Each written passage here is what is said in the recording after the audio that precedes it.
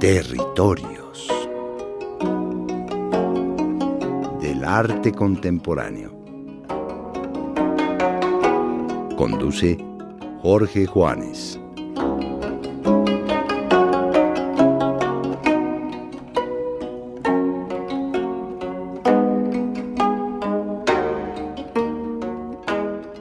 Vamos a entrar ya a lo que es la segunda mitad del siglo XX, tan apasionante, tan inquietante y tan propositiva como lo fue esta primera mitad que hemos estado exponiendo y que corresponde a lo que es la gesta o la aventura de las vanguardias.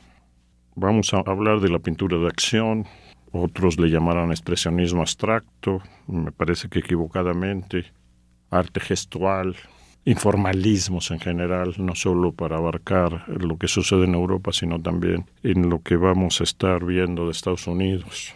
¿Sabe cuál fue el título? Creo que una cosa importante aquí es la irrupción firme, fuerte y propositiva del arte norteamericano en la escena de las artes plásticas. Quisiera hacer un pequeño paréntesis antes de entrar de lleno a analizar esto que estamos señalando. El arte norteamericano, los años 30, 40, se encuentra en el centro de un debate interno entre lo que podríamos llamar los realismos, realismo de tipo socialista, urbano y pro-obrerista, por un lado, o un realismo provinciano, nacionalista y procampesino. Realismos ambos pictóricamente de corte muy tradicional, ajenos a lo que ha sucedido, lo que ha advenido a partir de las subversiones de las vanguardias artísticas. Una disputa entre realismos que se da no solo en la pintura de Cavalletti, sino también en los muros, que tiene mucho que ver y que tiene su antecedente en la pintura muralista mexicana. Hay una influencia en un momento dado, en los años 30, 40, del arte norteamericano, donde la pintura mexicana, el muralismo, es un referente insoslayable. Diego Rivera, Orozco, Siqueiros van a estar presentes todo el tiempo, o durante este tiempo, no solo en artistas ya maduros, sino desde luego en los artistas jóvenes. Hablo, por ejemplo, de un Jackson Pollock. Al igual que sucede en la pintura mexicana, la pintura procampesina, regionalista, busca la identidad nacional norteamericana y se remite para ello a los colonizadores. El mundo campesino, el mundo no urbano, el mundo premoderno, contendría el sentido último de esta identidad, que no debe de ser borrada por el advenimiento y la emergencia y la explosión de las grandes urbes metropolitanas. Habría una especie de esencia primaria que se encontraría todavía presente en el mundo campesino norteamericano. Un poco lo que hace Diego Rivera al buscar una identidad nacional que se remonta al mundo indígena, al mundo de las civilizaciones llamadas prehispánicas, al mundo colonial y efectivamente al mundo de donde se concentran la mayor cantidad, ¿no?, de población de México, el mundo campesino, con sus gestas, sus héroes, sus demandas. Y paralelamente con eso Diego Rivera también incorporará simultáneamente el mundo moderno y sobre todo la exaltación de lo que dentro del marxismo, corriente a la que él se adhiere, sería el sujeto revolucionario encargado de transformar y de llevarnos al socialismo, que sería pues el proletariado, algo parecido a lo que hace Siqueiros.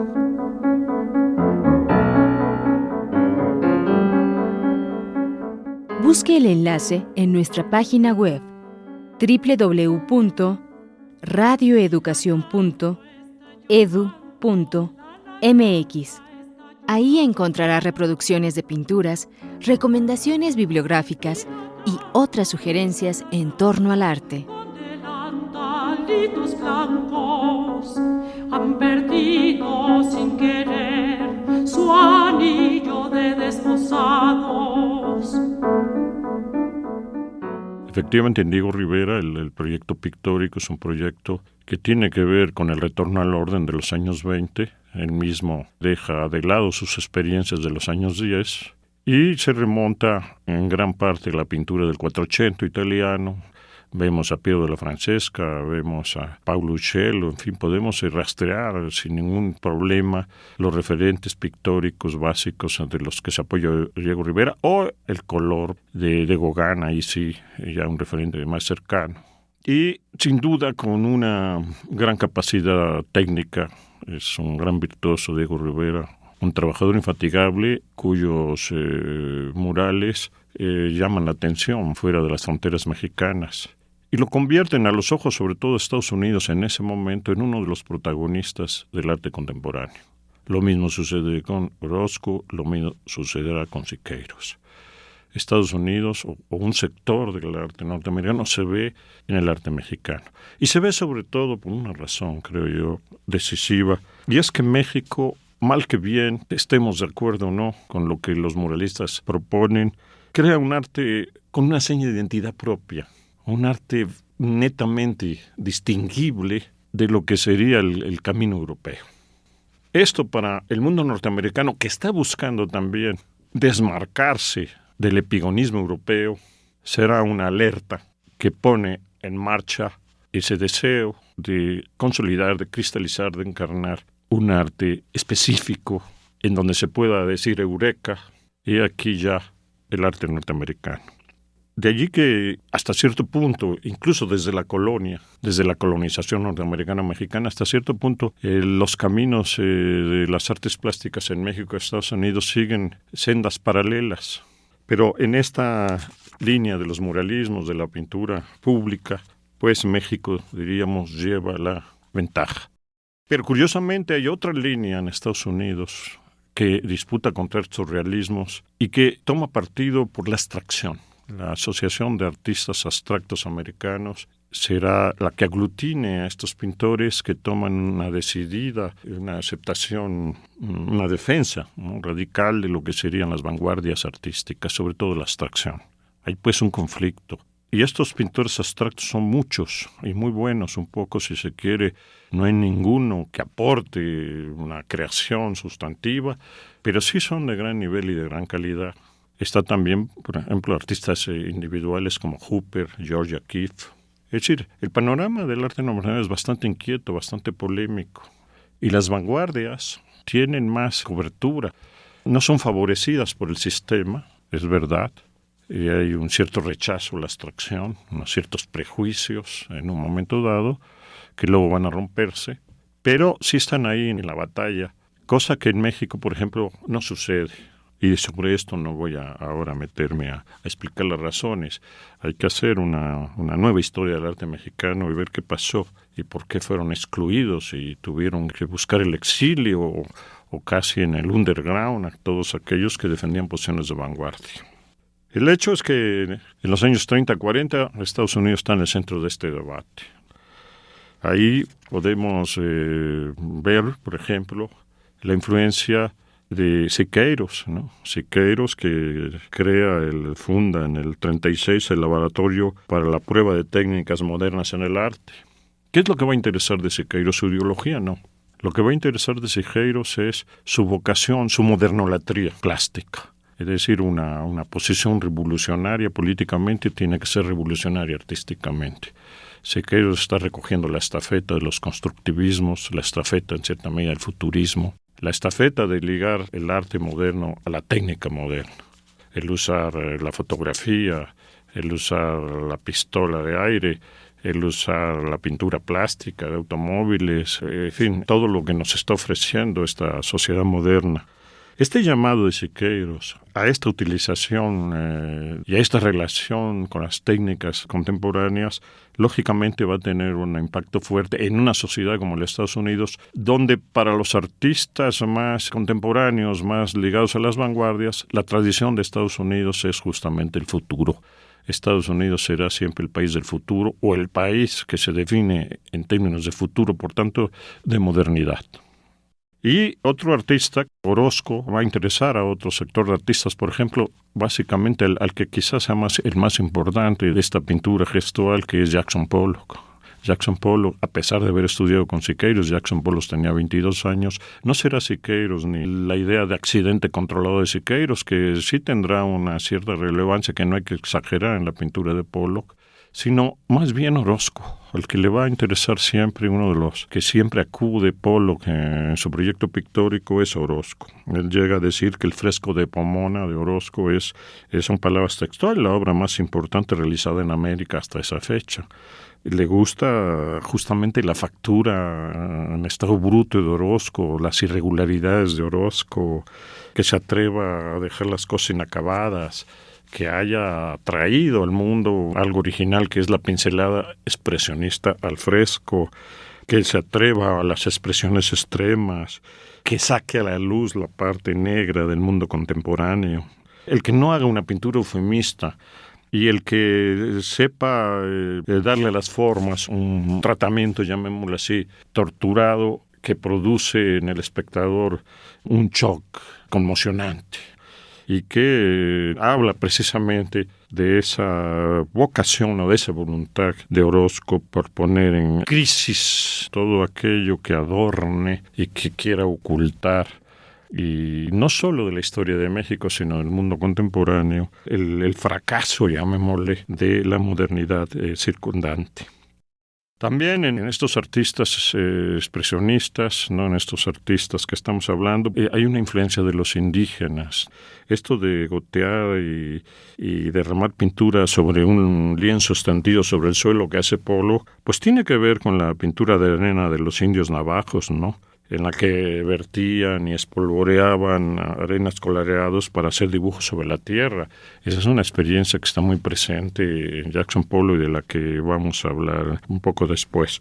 Entonces, creo que el debate en Estados Unidos, finalmente este debate del que hemos estado hablando, se va a decantar a favor de las posiciones de vanguardia, a favor ya de una pintura que establece una liga con las vanguardias. De ahí que la influencia de los artistas mexicanos como influencia central vaya cediendo el paso a la influencia de artistas como Picasso, como Matisse, a las proposiciones del surrealismo. Hay un pintor, uno de los más grandes pintores latinoamericanos, que es Mata, que llegará a Nueva York y seguirá él teniendo en mente cosas de la pintura automática. Mata nunca queda convencido de esto, de la imagen surrealista o del objeto surrealista. Él sigue insistiendo en que no hay que ceder en el automatismo psíquico o en el automatismo sin más, y que por tanto hay que seguir insistiendo y hay que buscar a ver si hay una posibilidad de constituir este tipo de pintura. Llega Hans Hofmann como pintor, no es un pintor de primera línea, pero que es un gran pensador del arte, es un gran lector de las vanguardias, es alguien que enseña a ver lo que ha sido el arte contemporáneo a los jóvenes norteamericanos, ¿no? Y que tendrá una gran influencia sobre ellos y que les hará comprender muy bien las razones de fondo del arte de la vanguardia. Y desde luego, por supuesto, Picasso. Picasso se va a convertir para algunos en una obsesión. Por ejemplo, para Jackson Pollock va a ser una obsesión, la obsesión Picasso, hacer lo que no ha hecho Picasso, plantear que no tiene caso la pintura si uno no logra hacer algo que no haya hecho Picasso, pensando que de alguna manera Picasso ha transitado tantos terrenos que deja un poco la tela en blanco. Quede esto pues como introducción general para plantear la emergencia del arte norteamericano en lo que es el arte contemporáneo. Todo este debate y toda esta emergencia del arte norteamericano en el arte contemporáneo se da en un periodo álgido ya de la Guerra Fría, donde el movimiento socialista, comandado por la Tercera Internacional, ha tomado partido por un realismo plástico, doctrinario, propagandístico, conservador, servil a las tesis lanzadas sobre todo desde el centro de la Tercera Internacional, que es la Unión Soviética.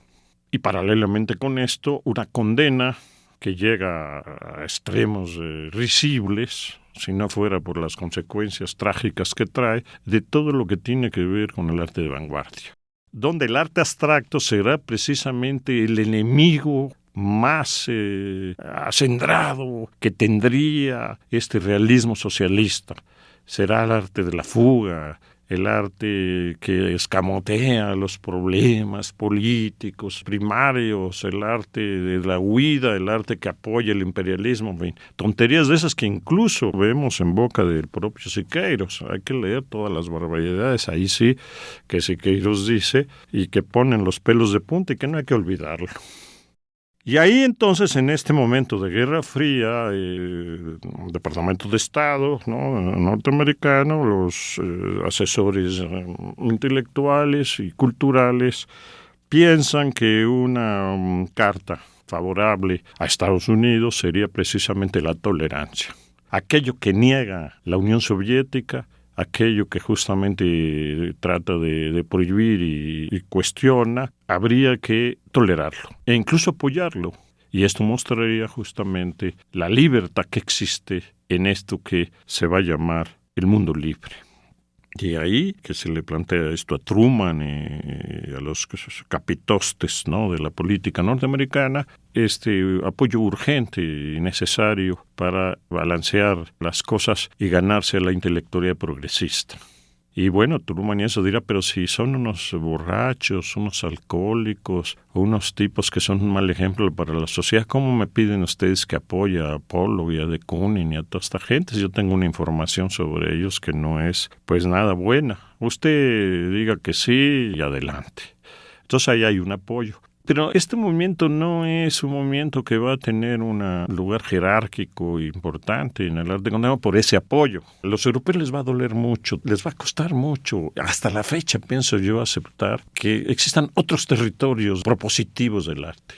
Y entonces van a buscar ahí causas turbias, políticas, etcétera, de mercado, para explicar el protagonismo norteamericano. Pero en realidad este protagonismo, más allá de estas razones de la Guerra Fría, obedece a que efectivamente surgen una serie de artistas muy brillantes, algunos de los artistas más importantes del siglo XX.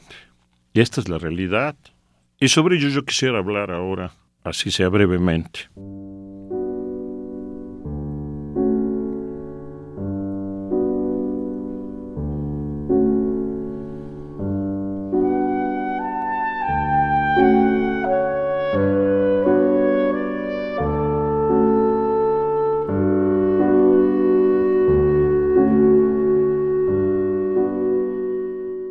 Queremos saber qué piensa usted.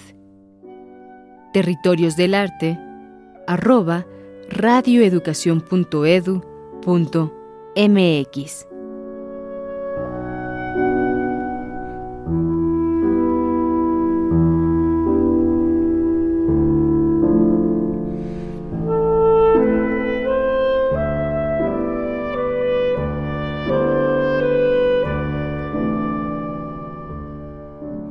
Para mí que el gran protagonista de esta pintura gestual es Jackson Pollock.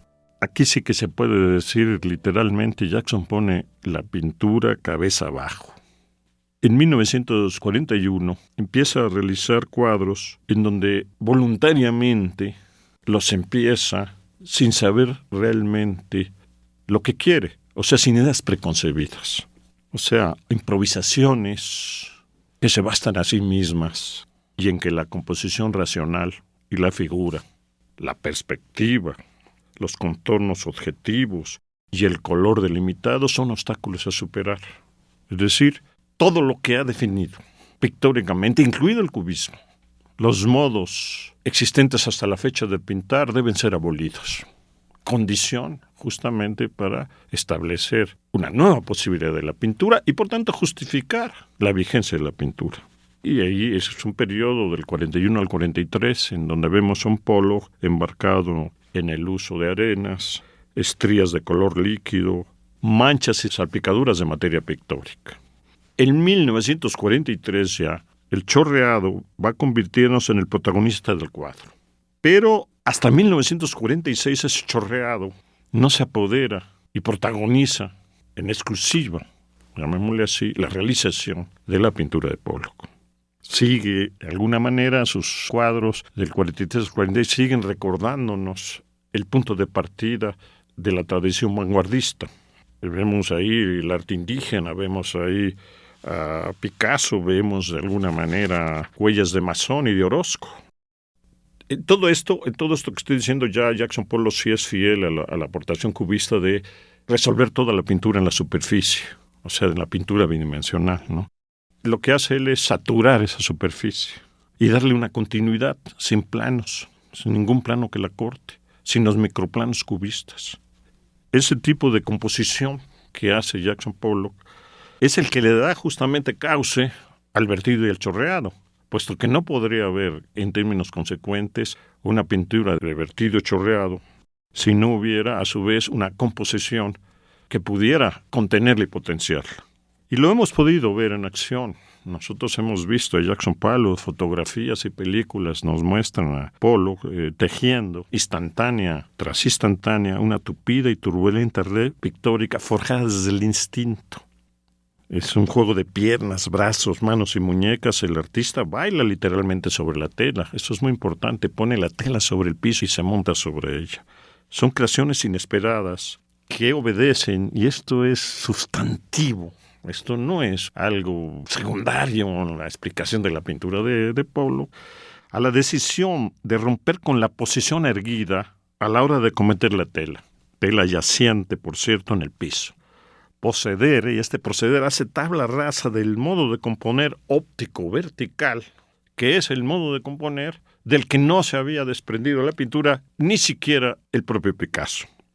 La verticalidad, el modo de componer vertical, es un modo de componer donde no es posible prescindir justamente de la razón. La composición vertical impone distancia, impone meditación racional en el momento de estar construyendo el cuadro, e impide, por tanto, un automatismo radical y un desatamiento de la pulsión sin cortapisas. O sea que justamente Jackson Pollock se viene a plantear aquello que no se planteó el automatismo, que no se planteó la pintura surrealista, que es precisamente que para que haya pintura automática se requiere romper con el modo de composición vertical, distanciado, que es un modo que surge en la pintura occidental a partir precisamente del papel que en ella tiene la participación de la razón. Esto es algo que ni Breton, ni Masson, ni siquiera el propio Mata se plantean. Y esto viene expresado por esta frase de Jackson Pollock, que voy a leer, que dice así: mi pintura no viene del caballete. Estoy más a mis anchas en el piso. Me siento más cerca, más integrado en el cuadro, ya que así puedo andar a su alrededor, trabajar desde los cuatro costados, estar literalmente dentro del cuadro. Este es el quid de la cuestión. Pollock busca la encarnación de las pulsiones, ¿no? No controla el gesto. El cuerpo se desmide y se prolonga justamente en chorros de materia plástica que derrocan al imperio reflexivo empeñado en controlar a la loca de la casa. Basta conseguir los dictados de este cuerpo en acción, de este cuerpo deseante en acción, o de este cuerpo puesto en juego, del inconsciente, dirá Pollock, ¿no? Siguiendo un poco la terminología freudiana, dice: la fuerza de mi pintura es el inconsciente, para que la pintura entonces se desparrame por doquier, a lo largo y ancho de la tela, ¿verdad? Que da una textura como de barrido de escoba, como de lo acusaban de que parecía como si se hubiera meado en la tela. Y él decía, bueno, no me parece mala semejanza. Incluso Andy Warhol hace un homenaje, diríamos, en donde es un poco esta textura de meado, ¿no? Es una pintura, pues, de golpe, completa, sin retardo primario, vertiginosa, y tras la cual queda la huella de un acontecimiento existencial, personal, de una experiencia personal, intransferible, plasmada justamente en un campo único y bidimensional sin cortes. Esta energía, esta experiencia que finalmente está jugándose a la hora de realizar la obra, es lo que nosotros podemos contemplar cuando vemos los cuadros de Jackson Pollock, en donde la medida, justamente la medida del cuadro, se tiene que realizar al mismo momento en que se está realizando el cuadro. O sea, en tanto ya no es una medida a partir de la distancia de la razón, sino una medida que está dando el propio cuerpo en el proceso de desatamiento dentro de esa experiencia personal que está encarnándose en la obra. Ahí mismo se tiene que componer. No es fácil, porque ya no es una composición que viene del logos, sino que viene pues, del inconsciente del deseo. Esto es sorprendente, pero este es el secreto y en cierta medida la imposibilidad de seguir los pasos de Pollock, puesto que aquí, como yo decía en el caso de Dalí, si el delirio paranoico es el delirio Dalí, en este caso, su delirio, y por tanto su biografía, en el caso de Pollock, ¿verdad?, su gestualidad intransferible, la que se plasma en esta experiencia pictórica. El tiempo, pues, de la realización de la pintura coincide con el tiempo existencial, es simultáneo al tiempo existencial. Es la angustia Pollock, la pasión Pollock, la autenticidad Pollock, la tragedia Pollock, el placer Pollock.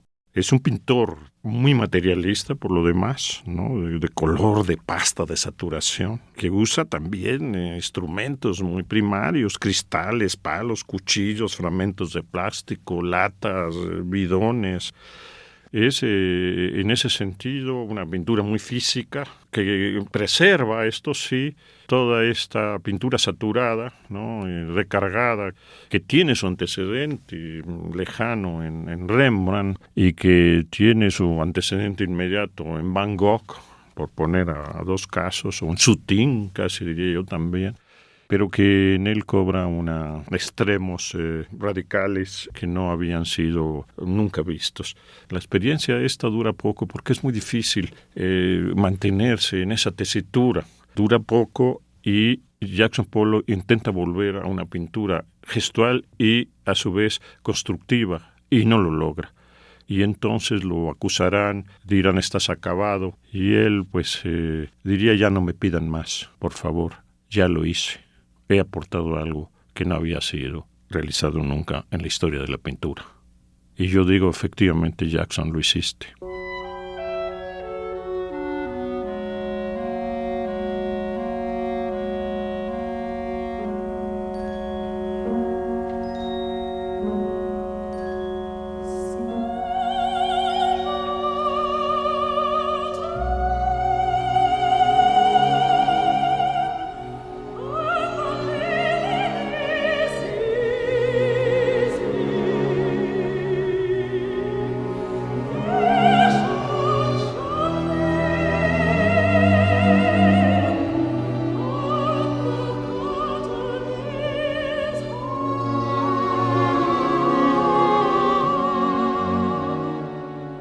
Para mayor información de este tema, le sugerimos consultar los libros El expresionismo abstracto, de Everett, en Editorial Labor 1984. Siqueiros, Pollock, de Jürgen Harten, editado por el Instituto Nacional de Bellas Artes. De cómo Nueva York robó la idea de arte moderno, de Serge Guilbaud, Editorial Mondadori. La bibliografía completa utilizada para este programa la encuentra en www.radioeducacion.edu.mx. Territorios del arte contemporáneo.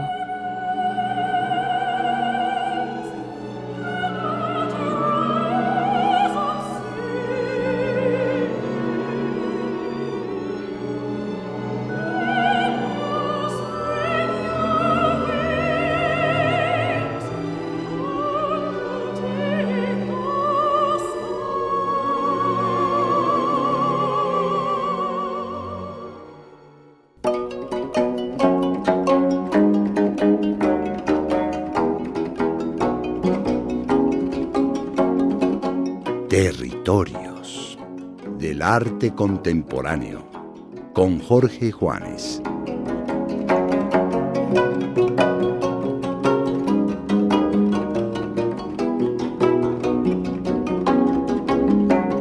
Este programa es una coproducción del Instituto Nacional de Bellas Artes y Radio Educación.